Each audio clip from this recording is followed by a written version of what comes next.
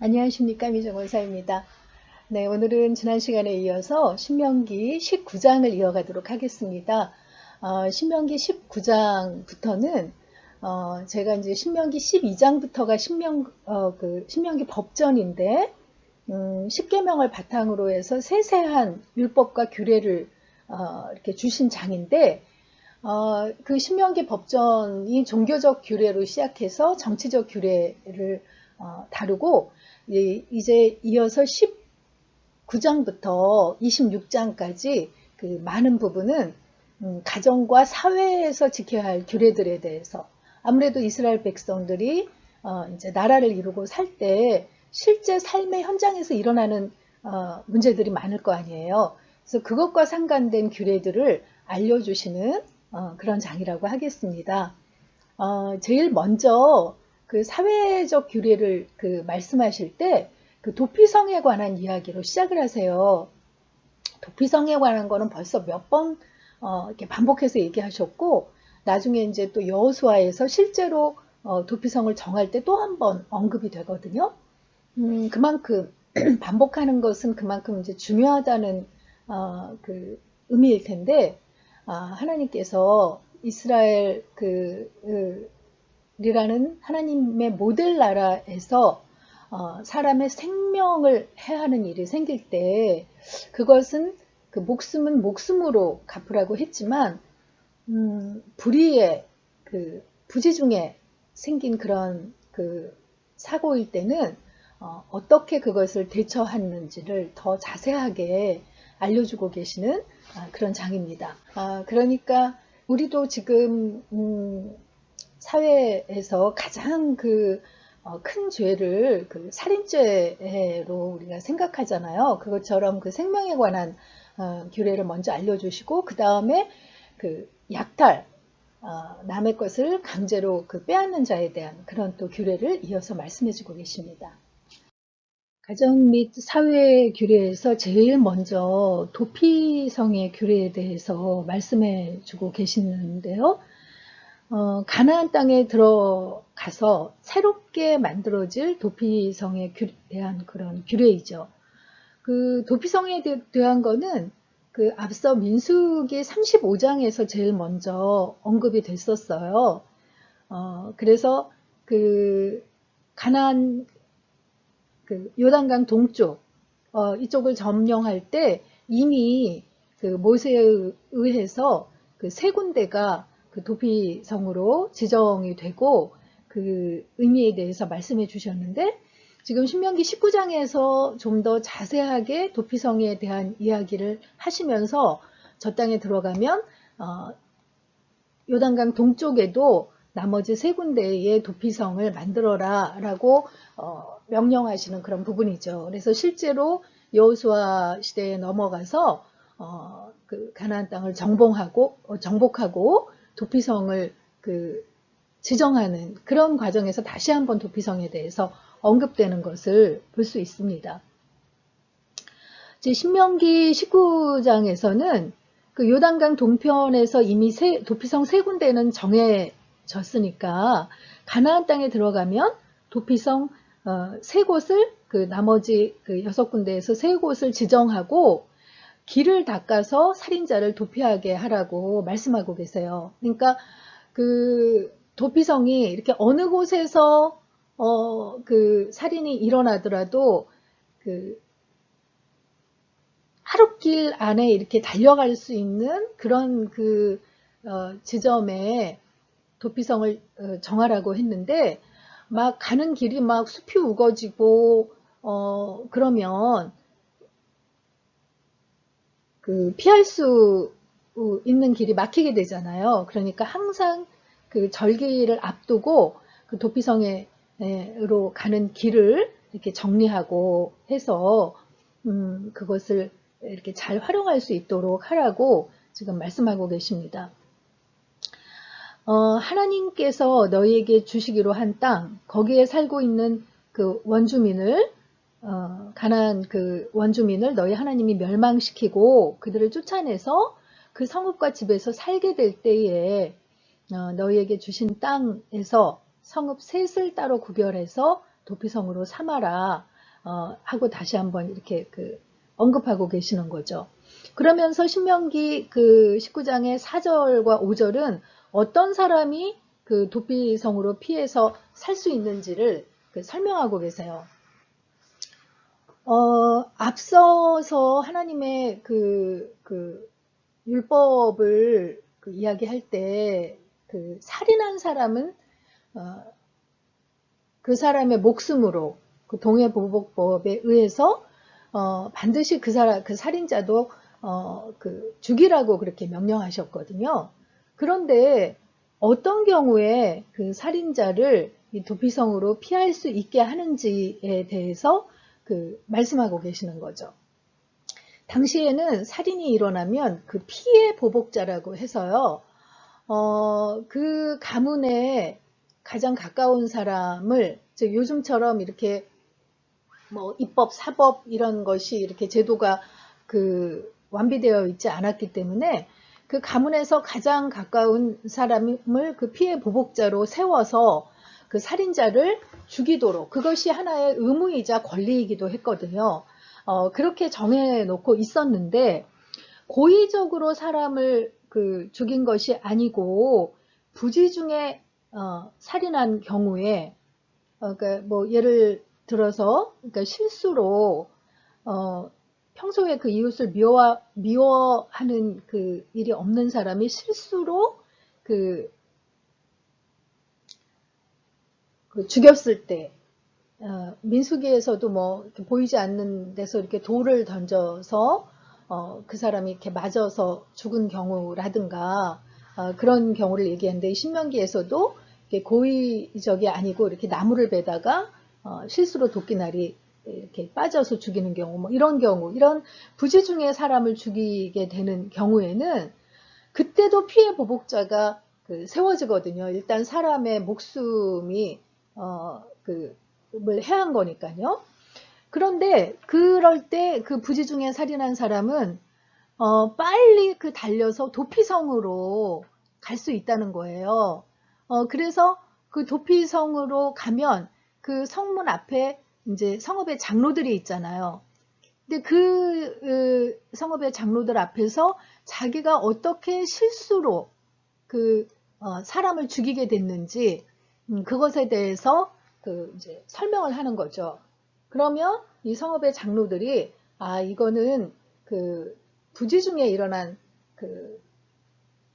살인이다라고 하면 이 피해 보복자의 보복을 막을 수 있는 이제 그런 제도로 마련해 주신 것입니다. 그래서 이런 도피성의 제도에 대해서 설명을 하시면서 도피성으로 가는 길이 멀면 그곳까지 이르기 전에 피해 보복자의 복시숨에 의해서 그 사람을 따라잡아서 죽일 거기 때문에 너무 멀어서는 안 되고 이렇게 가까운 거리에서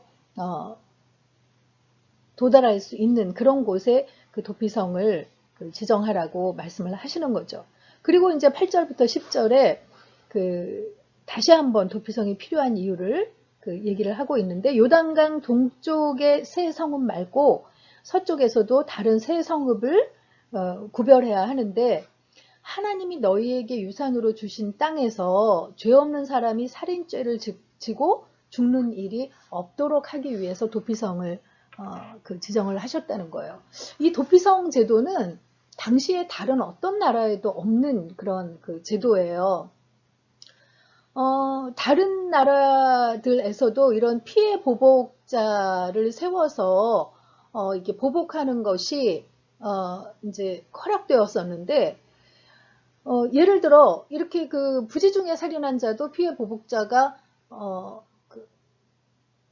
복수심에 불타서 죽이게 되면 이 죄 없이 살인을 저지른 집안의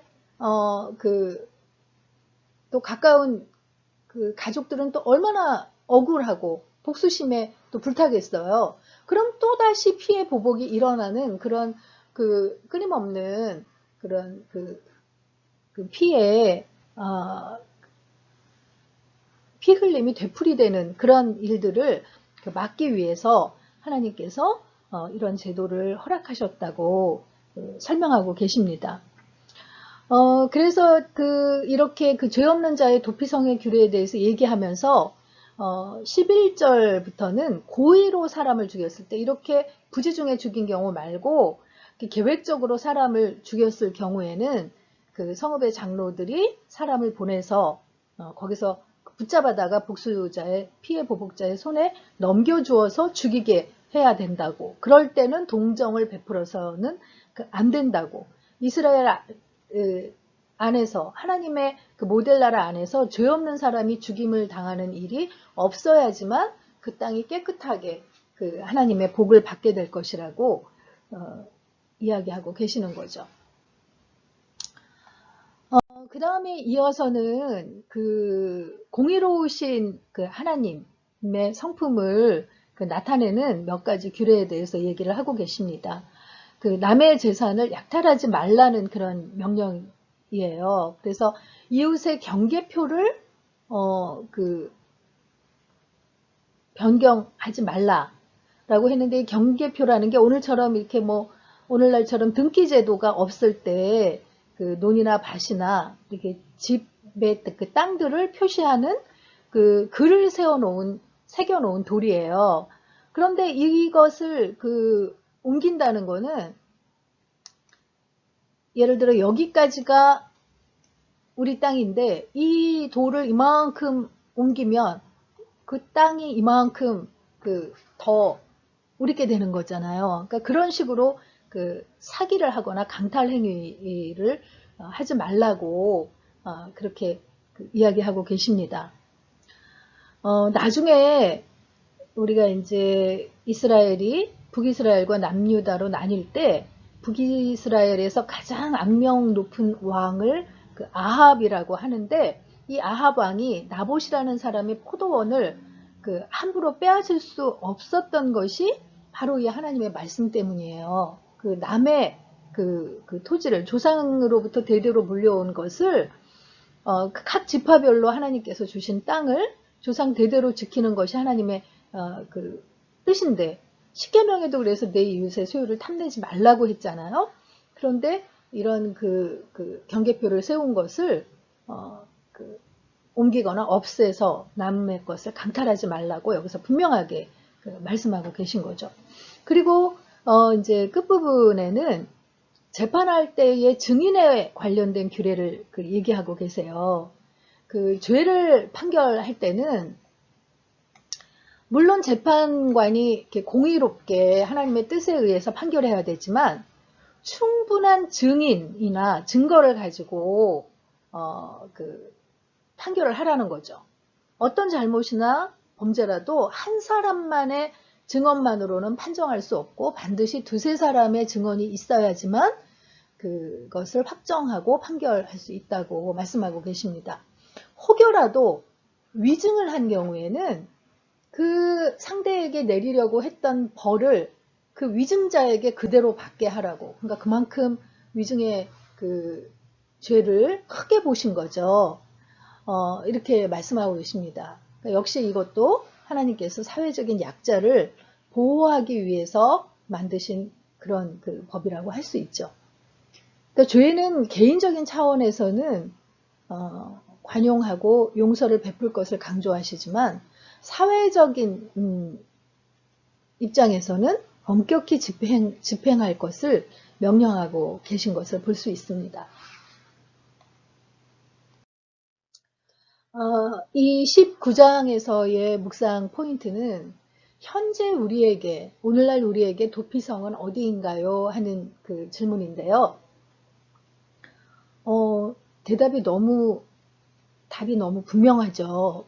우리에게 유일한 도피성은 예수 그리스도신데, 그래서 그 도피성으로 우리도 늘 크고 작은 죄를 지을 때 그 도피성 되신 예수 그리스도의 이름으로 회개하고 용서를 받고 그 안에서 그 자유함을 누리게 되는데, 그 도피성으로 갈 수 있는 길이 되는 것이 우리 먼저 믿은 크리스찬들의 그 역할이 아닌가라는 그런 그 생각을 해보게 됩니다. 신약 시대에 와서 로마서 12장 19절에 보면 그 너희가 친히 원수를 갚지 말고 하나님의 진노하심에 맡기라. 원수 갚는 것이 내게 있으니 내가 갚으리라 라고 분명하게 말씀해주고 계시는데, 그 원수 갚는 자의 입장이 될 때, 우리가 물론 죄를 지을 때는 도피성 대신 예수 그리스도께로 나아가 회개하고 그에게 의지하면 되지만, 그 피해 보복자의 입장이 될 때에는 또 어떻게 해야 되느냐를 또 말씀을 통해서 분명하게 이렇게 이야기해주고 계시죠. 그래서 너희가 친히 원수를 갚지 말고 하나님께서 갚도록 맡겨드리라 라고 하시는 그런 또 분명한 말씀을 또 한번 이렇게 생각해 보게 됩니다. 오늘 19장, 신명기 19장 읽고 마치도록 하겠습니다. 19장.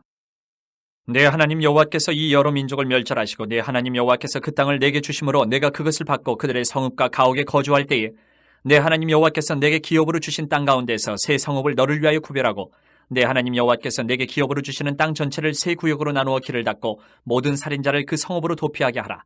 살인자가 그리로 도피하여 살만한 경우는 이러하니 곧 누구든지 본래 원한이 없이 부지 중에 그의 이웃을 죽인 일, 가령 사람이 그 이웃과 함께 벌목하러 삼림에 들어가서 손에 도끼를 들고 벌목하려고 찍을 때에 도끼가 자루에서 빠져 그의 이웃을 맞춰 그를 죽게 함과 같은 것이라. 이런 사람은 그 성읍 중 하나로 도피하여 생명을 보존할 것이니라. 그 사람이 그에게 본래 원한이 없으니 죽이기에 합당하지 아니하나 두렵건대 그 피를 보복하는 자의 마음이 복수심에 불타서 살인자를 뒤쫓는데 그 가는 길이 멀면 그를 따라 잡아 죽일까 하노라. 그러므로 내가 네게 명령하기를 새 성읍을 너를 위하여 구별하라 하노라.